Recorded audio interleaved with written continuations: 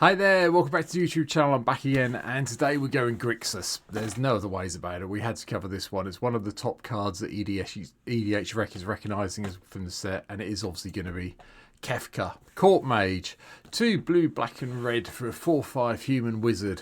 And when Kefka enters or attacks, each player discards a card. Then you draw a card for each card type amongst the cards discarded this way. So if you've got 3 opponents and one discards a land, one discards a creature, one discards an instant, you draw 3. They all discard a land, you draw 1. That's fine, we can cope with that. But once you hit 8 mana, each opponent sacrifices a permanent of their choice, and we get to transform Kefka. And Kefka then transforms into Kefka, Ruler of Ruin, flying 5/7 Avatar Wizard. Whenever an opponent loses life during your turn, you draw that many cards. Yeah, Kefka's powerful. I can understand why people are getting very excited about this card. I'll be honest, when I saw the original version, which is this one, I wasn't that sure. Then I actually sat and thought about it and went, yeah, this is probably the best Grixis commander we've had for a while. So here we go. Here's my take on Kefka, the Court Mage. I hope you enjoy this one. If you do, please hit the subscribe button. Help me out. Get me closer to 1,000 subscribers here on YouTube. And if you want to see me play Kefka at any stage, there's a link down below in the video description to my Twitch channel. Come and give me a follow over there.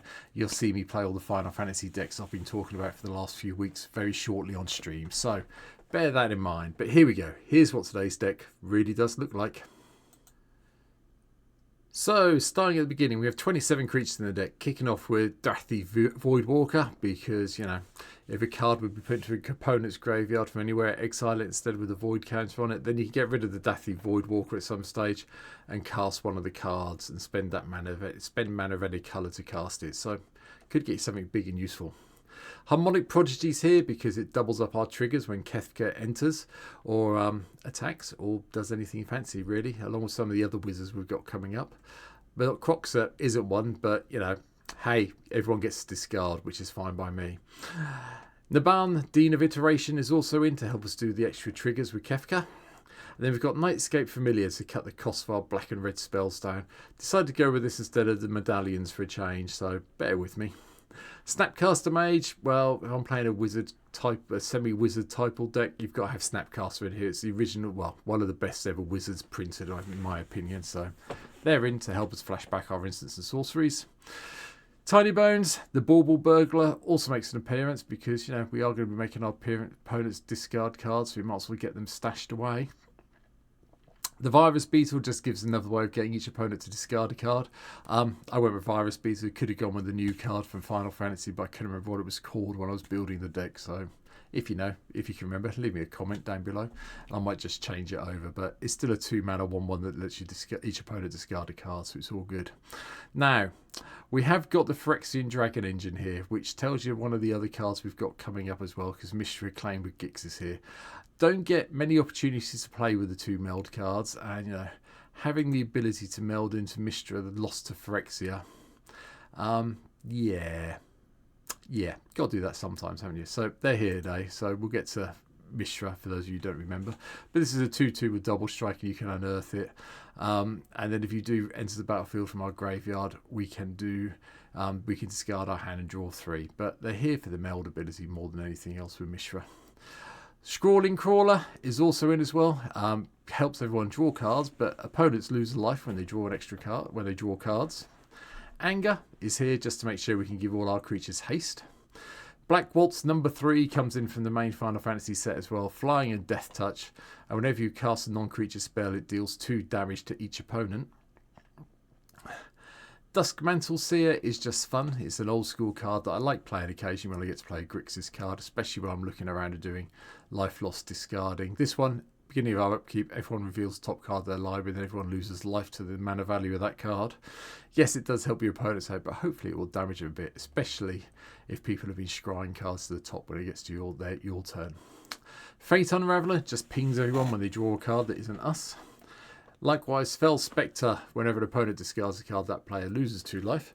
But when it enters the battlefield, target opponent discards a card. So whoever's got the most cards in hand gets targeted by this. They lose 2. And then hopefully you get to attack with Kefka. And yeah, everyone starts losing 2. Kess, the Dissident Mage, is also in, just to help us replay our instants and sorceries. Marchesa, the Black Rose, because I'm playing Grixis and I just like Marchesa and I like being the Monarch. Yeah, this one doesn't actually really help me be the Monarch, but I like taking it away by doing the dethrone bit, I know that much. Mishra, claimed by Gix, is also here. Now, this is the one that obviously goes alongside the Dragon Engine we talked about earlier. And whenever you attack, each opponent loses X life and we gain X life, where X is the number of attacking creatures. If Mishra and the claimed by Gix and Dragon Engine are both attacking, and we only control both of them, we get to exile them and meld them. Yeah, and we all know what it melds into, it's already shown you. Refurbished Familiar makes an appearance as well, a little bit of affinities for artifacts, but each opponent discards a card, and each opponent who can't, you draw a card. Thassa, Deep Dwelling, just lets you blink in and out Kefka a lot, which upsets people. Wonder gives everything flying when we get it in the graveyard and have an island in play. Archmaid of Echoes comes in as well, because we do have a fair amount of wizards.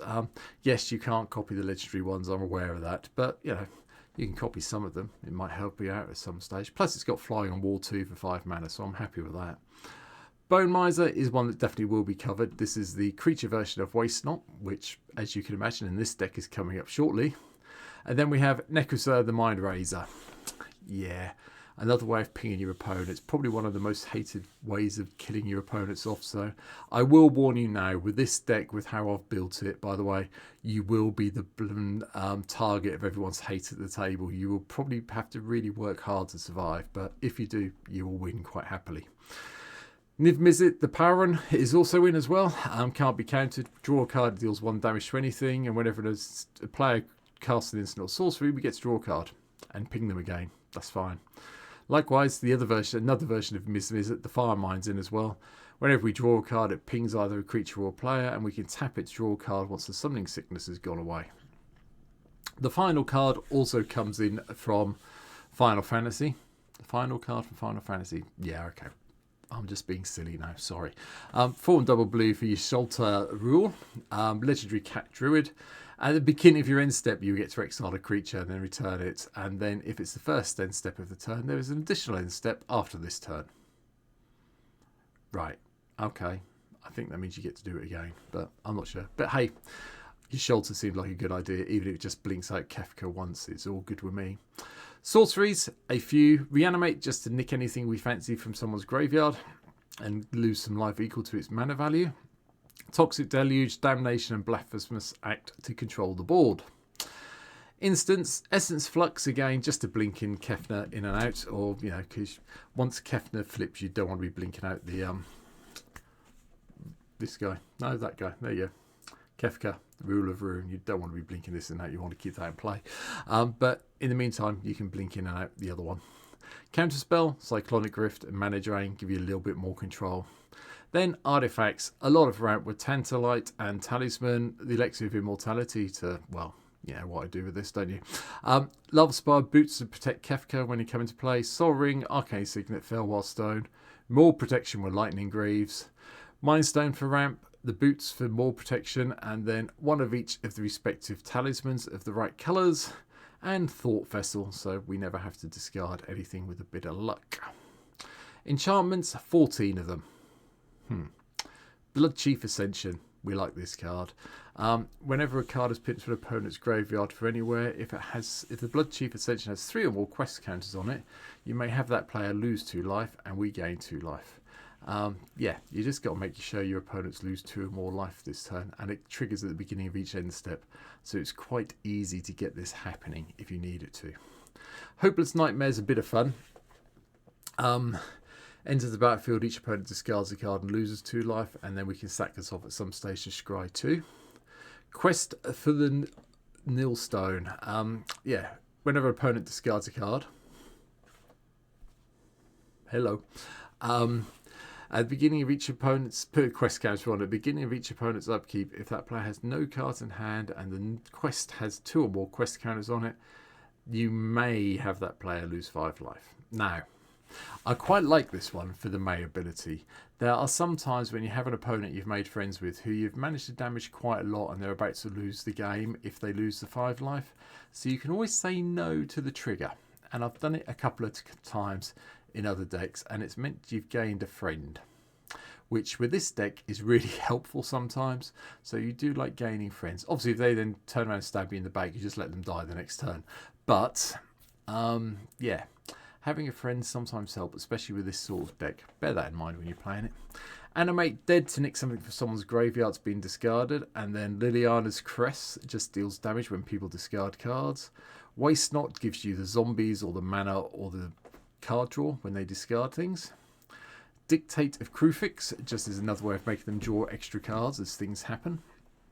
Fevered Visions deals them some damage if they've got 4 or more cards in the hand by some fluke. Yes, they get a card over, but they take 2, so a little bit of fun. Megrim is also in as well, more damage when they discard cards. And Pain Magnification, whenever an opponent is dealt 3 or more damage by a single source, that player discards a card. Our friend Kefka up here, 4/7.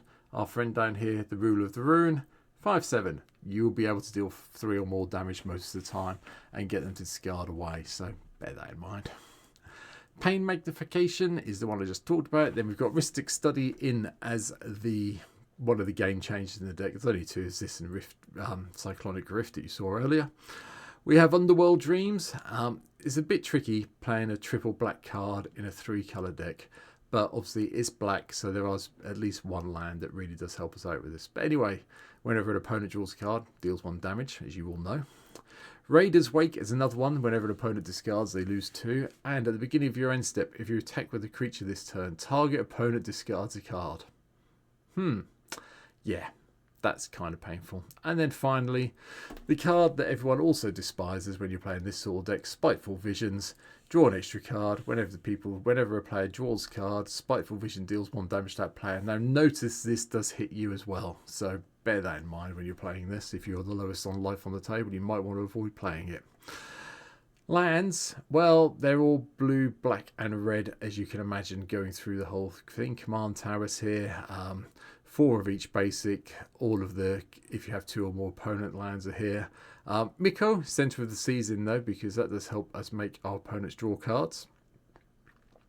Likewise, Reliquary Tower, so we don't have to discard anything if we don't want to. Temple of the False God, to ensure that we can cast Kefka, because they will be targeted quite heavily with removal. And then, as I was saying, I'm not overly worried because we have got Urborg in here, which really does help us out with some of the cards I've been talking about. And that's it.